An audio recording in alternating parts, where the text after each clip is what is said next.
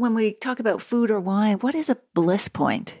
So people who, when you say on the scale of 1 to 100, 1 being so much pain that you've like broken a bone or something, and 100 being the happiest moment of your life, where would you place food on that scale?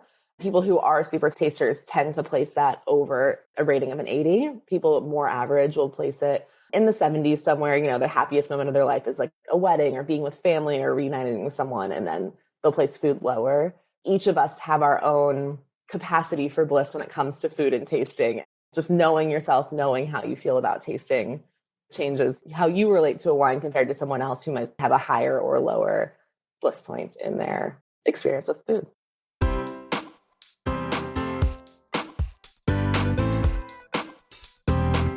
Do you have a thirst to learn about wine? Do you love stories about wonderfully obsessive people, hauntingly beautiful places, and amusingly awkward social situations? Well, that's the blend here on the Unreserved Wine Talk podcast. I'm your host, Natalie McLean, and each week I share with you unfiltered conversations with celebrities in the wine world, as well as confessions from my own tipsy journey as I write my 3rd book on this subject. I'm so glad you're here.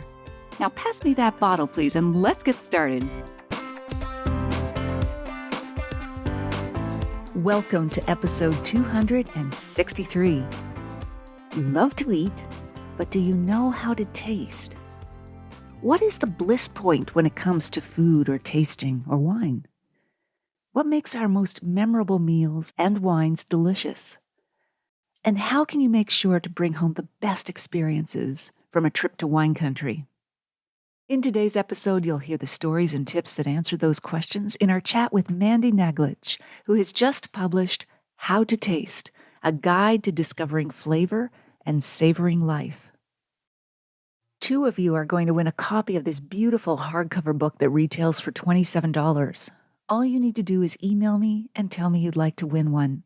I'll choose 2 people randomly from those who contact me at natalie@nataliemclean.com. I also wanted to mention some recent winners of the books that we've been giving away on the podcast, as well as some other books that you still have a chance to win. Susan Berkowitz in New York City won the beautiful hardcover edition of How to Drink Australian, an essential modern wine book by Jane Lopes. I still have Jane's book Vignette, Stories of Life and Wine in 100 Bottles to give away, and I also have 3 copies of Vintage Crime, A Short History of Wine Fraud by Master of Wine Rebecca Gibb. So let me know if you'd like to win either one or both. Lisa Backus from Nelson, British Columbia, and Leah Moreau from Victoria have both won a copy of Luke Whittle's The 50 Must-Try Wines of BC. Before we dive into our chat with Mandy, I'm excited to let you know that my own book, Wine Witch on Fire, Rising from the Ashes of Divorce, Defamation, and Drinking Too Much, has been shortlisted for the Gourmand International Awards in the wine writing category. The other books on the shortlist are from top-notch writers I respect so much from the US, the UK, France, Belgium, and Sweden. The winner will be announced in early 2024, fingers crossed. If you've read the book or are reading it, I'd love to hear from you at natalie@nataliemclean.com. If you haven't got your copy yet and would like to support it and this podcast that I do on a volunteer basis, please order it from any online book retailer, no matter where you live. Every little bit helps spread the message in this book of hope, justice, and resilience. It makes for a wonderful stocking stuffer or holiday gift book, and I'll send you beautiful, personally signed book plates for every copy that you purchase. Just email me at natalie@nataliemclean.com. I'll put a link in the show notes to all the retailers worldwide at nataliemclean.com/263. Okay, on with the show.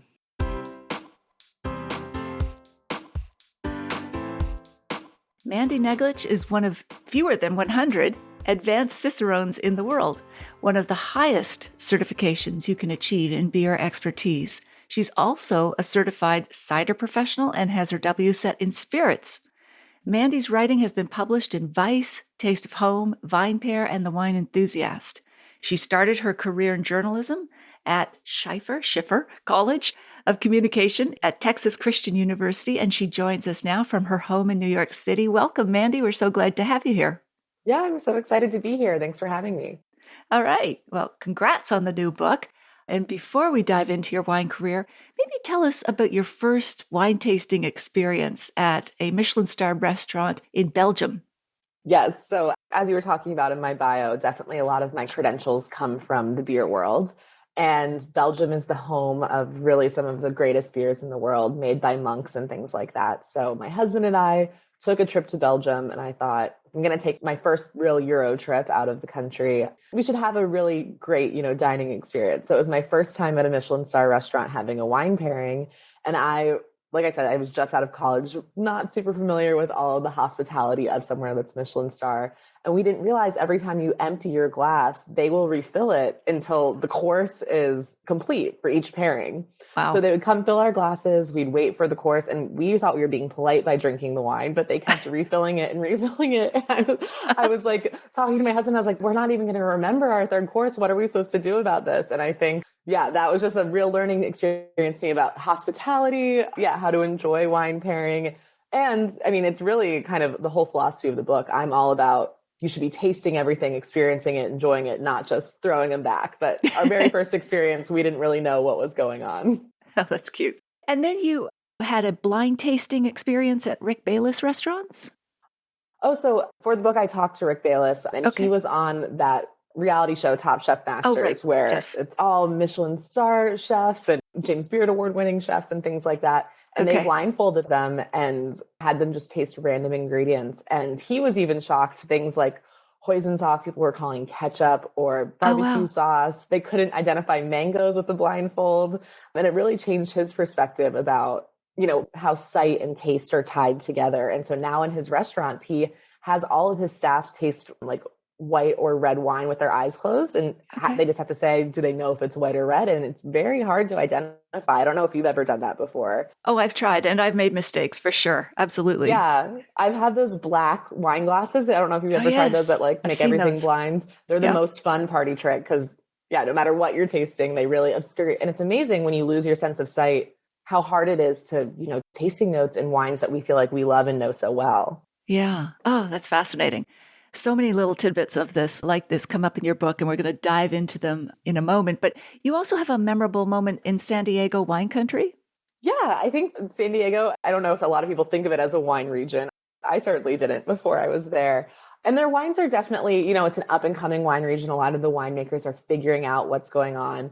But really what I remember about being there is just how beautiful the scenery was and taking it all in and, adding the story into on top of the flavor of the wine that really makes the moments feel really special, even if it's not the high-end wines that you would be getting in Europe, other places in California. And it was the first place that I really remember appreciating, like, oh, wow, this is really cool. We're so close to the beach. They're making wines here. There was really cute winery dogs and things like that. And, it kind of adds beyond your sensory experience of what's in the glass, what you can add from the environment around you to really up your enjoyment of whatever you're drinking. It doesn't always have to be, a Michelin-star tasting experience to really enjoy something and make it really memorable. Absolutely. I'm also fascinated with what goes on around the glass as much as what's in it. So it really is the total experience. Definitely. It's like 360 of flavor. Yeah, I love that expression, 360 of flavor. You also have a story about sour beer with your dog sitter? Yeah, that kind of ties back to just our expectations, right? The more I got into studying flavor, both in food and then as the science of what we taste, there's so much behind what we expect and what we taste. So coming back from Belgium, a different Belgium trip, but there's really rare sour beer that's made in the Seine Valley. It's called Lambic. There's only one small place in the whole world you can get this beer. But because it's so special, they bottle it in wine bottles. It has a cork. It looks just like it would be a wine. And my dog sitter came and I said, oh, anything in the fridge, go for it. She was spending the weekend at my house. And she wrote on her note, she always writes a note like, oh, Chewy was so great. And she said, just so you know, I think that wine in your fridge is off. She totally thought it was wine. And it's just like, yeah, she opened it. She thought it would be wine. She had a couple glasses and was like, oh, this is just bad wine. She had no idea that it was like this really special sour beer. So it's just funny when you don't have the expectations or the context everything has its correct context. And then some places where it's a little out of balance. So yeah, absolutely. we were dying laughing about that. We were like, you just had a really special rare beer. And she's like, oh, I think your wine's off. And if you know it's beer, it's great. If you think it's wine, it's off. I was just interviewing Terry Thies, the importer in the US, and he said he tries to arrive at the rim of the glass without expectation or, anticipation even, because then that allows room for surprise and delight. Yeah. And it's such like a hard thing to do too. I always say when you travel somewhere, say you go to Italy and have the best wine of your life, instead of bringing that wine home with you, bring something else from the same winery that you didn't get to try, because then when you're trying it at home, you're just excited to, relive your vacation rather than having that expectation of having that exact same experience you had on the Italian hillside. Because it's just, to your point, you'll just meet with disappointment because you're not in Italy anymore. But if it's something new and you don't have an expectation, you can just really love it. Absolutely. Yeah. Trying to recapture those moments. Sometimes it's better to create new ones. Exactly. Let's talk about your terrific new book, How to Taste, a guide to discovering flavor and savoring life. I love that. What drew you to this particular story and angle in the first place? Yeah. So for the pandemic, I was teaching a lot of blind tasting classes and pairing classes and just kind of bar staff trainings where we were just kind of getting into flavor. I think the most important part when educating someone is that they can come away and learn to taste for themselves. It's not just tasting the beers or wines or whiskeys in their class. It's teaching them how to taste so they can go on in the world and, be able to taste any menu and explain it to consumers. And then obviously all of those live in-person classes shut down during 2020. And I was thinking, how can I turn what I teach and what I learn into something people don't need to interact with me in person? And the idea was a book. And I went on to interview over 100 tasting professionals and scientists to really give feedback on what I teach, just to make sure it works for everyone. If it's going to be printed in a book and I'm not there to explain it, I want to make sure, there's truth backed up with science and with how people use it in the industry. So it ended up being just over 110 people that contributed that I got to speak to for the book. And really it came out to be what I was talking about, that flavor 360, not just, oh, what are we tasting in glasses, but cheese professionals, olive oil, honey. Talked to a mustard sommelier. Oh, so didn't know there was such a thing. Wow. Mustard sommelier. But I know people do definitely throw that word around, but his training was extensive. It was like 6 months in Dijon, and he can identify mustard seeds just by looking at them. He'll know how they'll taste and things like that. So It was really cool to talk to all of those people and get a full perspective on flavor rather than just my specialties, really get all of their input for the book. That is great. Really backed up by science and expertise. And you're teaching people, it's the same purpose as an education. You learn how to learn, not just learn this specific wine or beer, but how to taste anything. That's amazing. So what was the most surprising insight you discovered while writing the book? The more I got into it, it really changed my philosophy on taste, because speaking to all these scientists, you really start to learn how individual each of our taste worlds are. Not only is it our experiences that kind of lead us to what we taste. So if you grew up around raspberry bushes and that was your childhood, you're always eating raspberry, a raspberry note is going to jump out of the glass to you much faster than something that's like a hay note. But if you grew up on a farm, you're going to think hay is that top note, just because of your experiences. And even beyond that, it's also our genes. There's some flavor compounds that are just tied to a single gene. And if you have that gene, you can taste it. And if you don't have that gene, you can't taste it. Oh, wow. Or smell it. So it's as you kind of unwrap each of our individual lives between our culture, our memories, and our literal genes, everything that we're tasting is so different. We never know what that glass of wine the person next to us is drinking tastes like to them. So it really changed my philosophy about teaching and, telling people what they taste versus letting them discover what they taste and kind of trying to guide them in that direction. That is fascinating. Yeah. Yeah. And was it Julia Child who had some sort of gene for cilantro? She didn't like it. People either have that gene or they don't. And cilantro tastes like soap if you have the gene. I may be off on this one, but I don't know if you've ever heard of that. Yeah, I don't know if Julia Child had that gene, but it's definitely a gene. So if you get your 23andMe, it will show whether you have it or not. Huh. And that's the same thing as super tasting. Super tasting is also a gene. So that shows up on your 23andMe as well. Fantastic. Yeah, I've been analyzed for that and by Tim Haney down in California to identify that. Do you know if you are a super taster? I am, which is why I was very picky growing up, because I actually got to talk to the woman who coined the term super taster for the book. And she wishes she called it something else because she thinks life is a little rough for the super tasters. Everything's super intense. Bitterness is like, can be almost painful. Yeah. Whereas non-tasters are very adventurous eaters. They don't have that like really strong reaction to things they don't like or that are very bitter. Yeah. She's actually a non-taster. Huh. She Oh, wow. coined the word super taster. Huh. So, and that's I do Dr. the Linda little test. Barashchuk, yeah. Barashchuk, yes, from Yale. Yeah. And yeah, I have some super taster tests that I take to my book events and stuff if they're small enough. Huh. That's great. It's always fun to let people know. Absolutely. Always curious to learn about ourselves through what we read and so on. What's the most interesting thing someone has said about your book?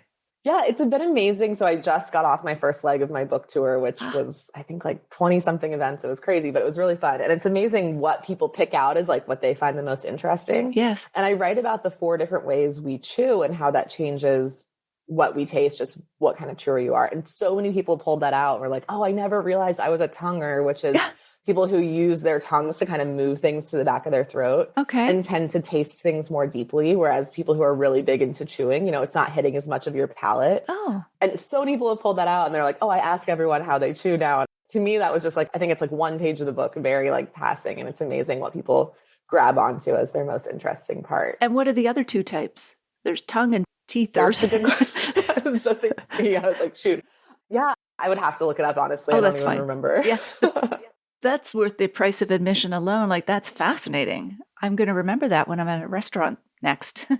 Yeah, definitely. There's so many like little studies that people have done that like people who have a gene for cinnamon and like really love cinnamon flavored things also tend to like red wines that are aged in barrels with cinnamaldehyde. Oh. And when you ask them like, oh, you love cinnamon, do you love red wine? People are usually like, absolutely. Like cabs are my favorite, things like that. So yeah, the more you unravel, like I said, our individual experiences, and I talk about it a ton in the book, people get really excited. They're like, oh, I identified with that right away. I knew that I was like that and things like that. Wow. You said we can judge the acidity of anything from a cup of tea to wine to a square of dark chocolate. Is there a trick to doing that? Like, is there a little test or something? Yeah, so once you just start thinking about it, I think people pay way more attention to it. It's really interesting. Some of my book events where we couldn't serve a lot of food, we just do chocolate and do something like a Hershey's and then an artisan chocolate. And you actually can taste that difference of acidity in those 2 mediums, even though people don't think of chocolate as acidic. But the trick is, I'm sure you might have learned this actually in your wine tasting experience.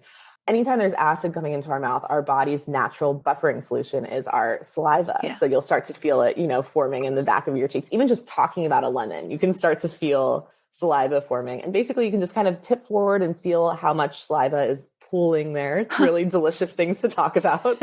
But your body can gauge the acidity and it will start producing the amount of saliva it needs to tamp down, to buffer that acidity before you swallow. So you can just see immediately, if you wanted to try at home, a Hershey's and then a really dark chocolate, you will totally notice the difference in how much natural buffering solution is produced. So I assume the dark chocolate has a lot more acidity. Yes. Yes. Okay. Definitely. Interesting. And what does salt bind to in bitter foods that makes them taste less bitter? So it's actually, the salt is binding to our tongues. It's kind of blocking where if you thought of runways on your palate or something and a bitter plane could only land on one runway, salt will block that off so it can't land. So you're not actually tasting it. You just swallow it without tasting the bitterness. So something like a margarita, when you're adding that salt, it's like, why would salt be there? But it actually tamps down on some of the bitterness of the lime and the tequila and makes overall your margarita taste sweeter just by adding that little bit of salt. And I think it was Tim Haney again who said, if you want to adjust your food because you want to keep the same wine, add salt or seasoning. That it was, I don't know which combination he was going after, if it was just adding more salt to your steak so that you could have that red wine or what it was. But yeah, he was talking about those kinds of adjustments as well. Yeah, and it's been really cool. In the last couple of years in cocktail culture, you'll see people with droppers of just like salt water just add a couple drops to almost every cocktail they make because it just does that. It rounds things out a little, tamps down on the bitterness a little bit, and it will elevate sweetness to just the way those compounds react with our palate. And how do our taste buds respond to food temperature? Yeah, so as things get further away from our body temperature, we're naturally less sensitive to them. So things that are very cold, for example, ice cream is going to taste less sweet, or iced coffee will taste less bitter. If you let ice cream melts to room temperature, it will be like so sweet, it will be sickening. Yeah. That's because they have to way over sweeten it so it tastes sweet at all when it's cold. And then same thing on the opposite end of the spectrum, things like black coffee, if you can handle some bitterness, when it's very, very hot, you're not going to taste that bitterness. But then when it comes to room temperature, I always think it tastes like just bitter dirt. Honestly, it's not good coffee when it's at room temperature. That's because you're a super taster. Yeah, exactly.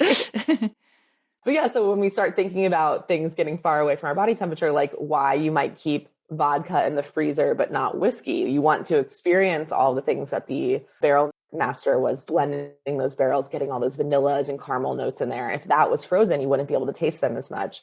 Whereas a vodka, which is just supposed to be as neutral as possible, go ahead and throw it in the freezer. We don't want to taste those ethanol notes anyway. Right. So, well, that's also what I advise for low budget weddings. If you're going to serve crappy wine, chill the heck out of it. yeah, something that was really funny. One of the scientists I talked to for the book said, as you become more of an expert, you start to be able to categorize things mentally.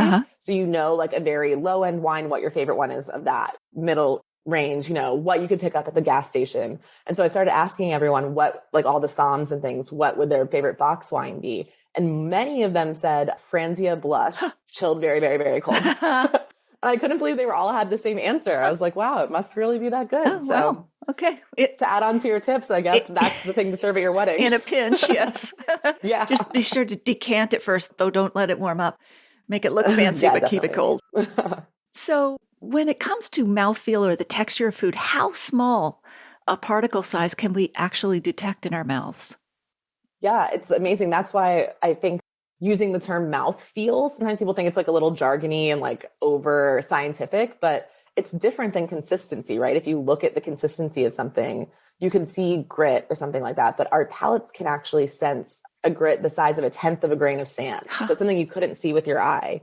So that's really your mouth like feeling out those different grits, or just the weight on our palate. When you think of a full-bodied wine versus something that's a little lighter, when you swirl them in your glass, they look the same. The texture is the same to your eye, the consistency is the same, but the actual feeling in your mouth, you can feel that weightiness. It's a very, very fine balanced scale on our palate. So we can really taste a lot or feel a lot with our mouth. Yeah. Wow. And when we talk about food or wine, what is a bliss point? Good question. I love the term. Yeah, I think that kind of goes along with the super taster, I believe is what we're talking about in the book. So people who, when you say on the scale of 1 to 100, 1 being so much pain that you've like broken a bone or something, and 100 being the happiest moment of your life, where would you place food on that scale? And people who are super tasters tend to place that over a rating of an 80. People more average will place it in the 70s somewhere. The happiest moment of their life is like a wedding or being with family or reuniting with someone, and then they'll place food lower. Yeah. So I think it's just each of us have our own capacity for bliss when it comes to food and tasting, and we'll all rate that a little bit differently. So again, just knowing yourself, knowing how you feel about tasting kind of changes, how you relate to a wine compared to someone else who might have a higher or lower bliss point in their That is experience. Really interesting that super tasters would rate the food and wine higher, especially when they're so sensitive to so many things. Actually, I guess when they achieve that experience that they like, it's really beyond anything else. Right. And it's just that number, they have more taste buds naturally. Yes. And so every taste bud is surrounded by our like touch receptors, like a little basket of touch receptors. So things like heat, cold, menthol, capsaicin, they also experience really intensely. So I think it's like that intensity of the feeling. When you have something really, really great, you're also feeling that way more intensely. Wow. It's like you completed a master's degree in science for this book or something. I mean, I know you talked to so many experts. These are all things I've never heard before, and I've talked to a lot of people in the industry. So kudos to you for digging up all of this really fascinating stuff. You should see I have like boxes and boxes of all the studies and everything. Yeah. And then I wanted to talk to the scientists to make sure I understood the study correctly. Yeah. Oh, good job. Interpreted in the way they thought. So that's fantastic. Lots of research. Yes. In the description for the book, there's a mention that there is a flavor distinction between plum fruit and stone fruit. Can you tell us what that is? And first of all, is that just all apple-based fruit, plum fruit and stone fruit? Yeah, so palm fruits are apples and pears mostly is what you think of them. And they're a certain collection of esters. So that result of fermentation, things like ethyl hexanoate are going to be very palm fruit based. Whereas your stone fruits, I mean, peaches, nectarines, things like that, apricots that have your stone. And they're going to come from a different collection of scents. So when I'm teaching people, I think people are really nervous to say something like, this tastes like apple to me. But when I say, does it smell more like apple and pear or peach and apricot? They're more able to say, oh yeah, this does smell more apple or pear. It's like less of a declaration or something. So people feel more comfortable kind of making those distinctions back and forth. Sure. And I think people would have a hard time if you said, does this smell like apricot? They're like, oh, I don't know. I'm not really sure. But they can say it smells more like an apricot than it does like a palm fruit. Yeah. And that's why side-by-side tasting helps so much, especially for beginners.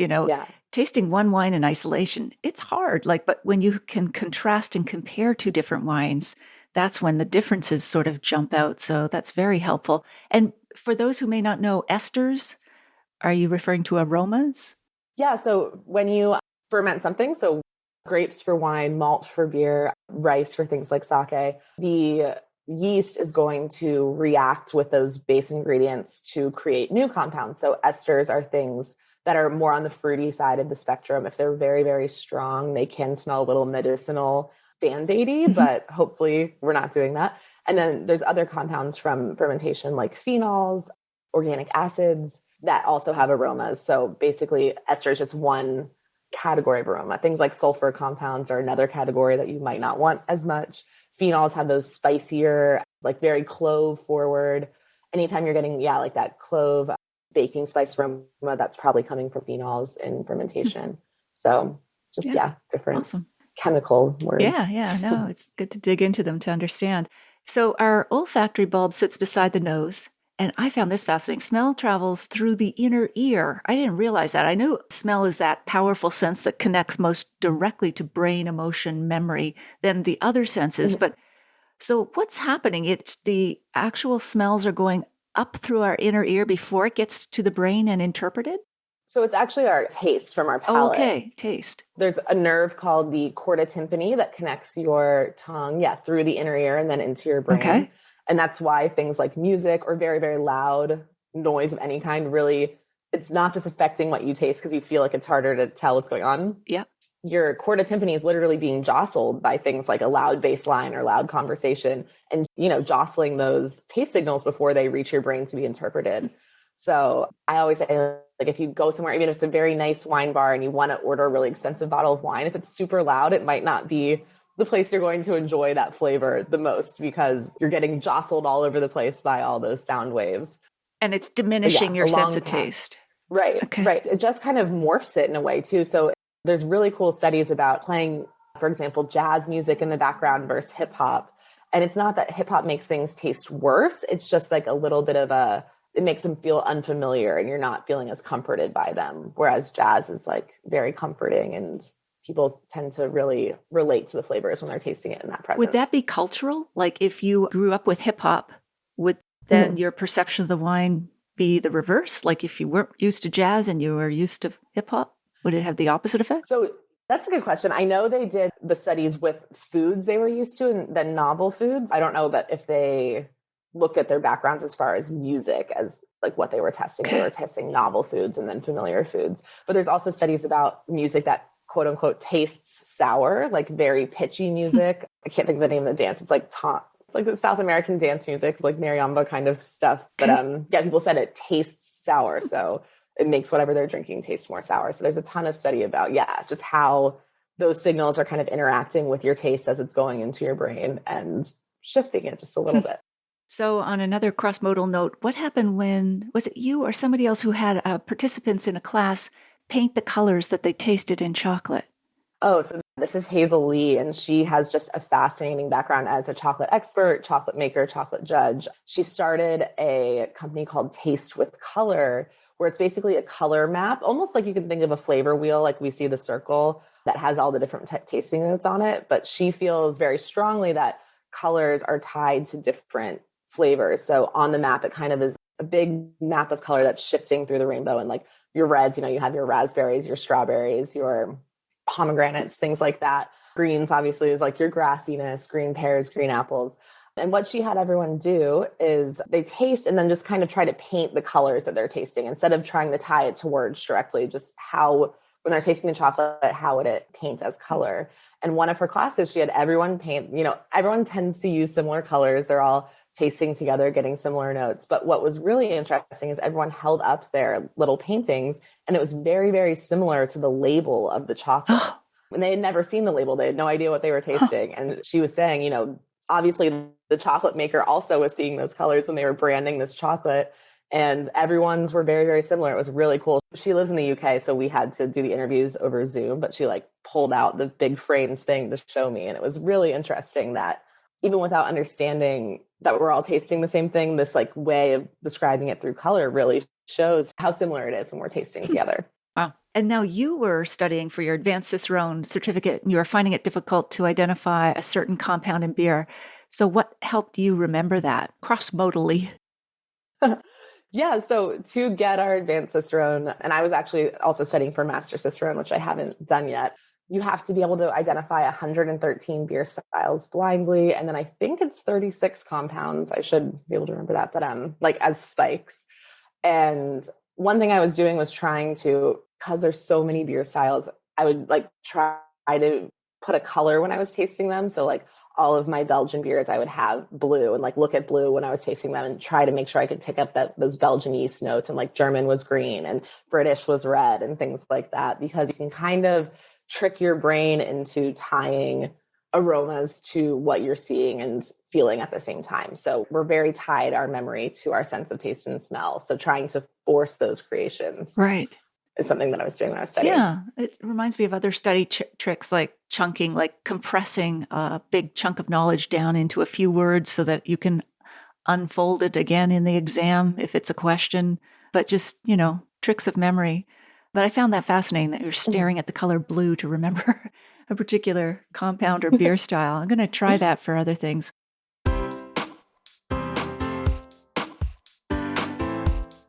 Well, there you have it. I hope you enjoyed our chat with Mandy. Here are my takeaways. Number 1, I found Mandy's explanation of the difference between eating and tasting fascinating, as well as her discussion about the bliss point and how individual it is. 2, her tips on how to make the most of your experiences in wine country were very helpful. And 3, I agree with her that your environment really affects your enjoyment of whatever you're drinking or eating. It's the 360 degrees of flavor that contributes to our most memorable meals. It was also interesting how losing your sense of sight can obscure what you're tasting. In the show notes, you'll find the full transcript of my conversation with Mandy, links to her website and books, the video versions of these conversations on Facebook and YouTube Live, and where you can order my book online now, no matter where you live. You'll also find a link to my free online food and wine pairing class that you can take with me. It's called The 5 Wine and Food Pairing Mistakes That Can Ruin Your Dinner and How to Fix Them Forever at nataliemclean.com/class. That link and all the rest are all in the show notes at nataliemclean.com/263. Email me if you have a sip, tip, question, or if you've read my book or are in the process of reading it at natalie@nataliemclean.com. I would love to hear from you. If you've missed episode 217, go back and take a listen. I talk about the difference between flavor and taste, plus Uruguay wines with New York Times writer Nell McShane Wolfart. I'll share a short clip with you now to whet your appetite. What we hear can change the flavor of what we're eating. There was a great experiment by Charles Spence. He called it, I think, the sonic chip. He gave a bunch of people in the lab some Pringles out of the can, and he put headphones on them. And for some of the people eating the Pringles, he turned up the volume of their own crunching. And those people perceived those chips as being fresher than the ones who just heard it at the regular volume. In general, smell is definitely the most powerful one, especially when it comes to things like wine. And it's that flavor. It's the smell plus the taste plus the other senses that creates flavor. Flavor is really created more in your mind than it is on your tongue.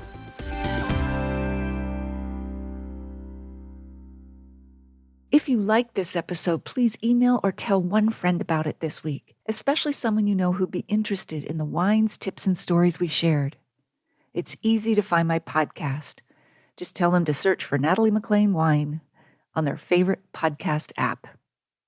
You won't want to miss next week when we continue our chat with Mandy. Thank you for taking the time to join me here. I hope something great is in your glass this week. Perhaps a wine that you enjoy with all 5 senses and that gives you 360 degrees of flavor and pleasure.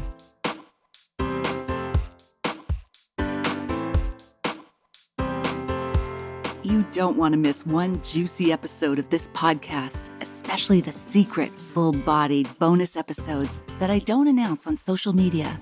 So, subscribe for free now at nataliemclean.com/subscribe. Meet me here next week. Cheers.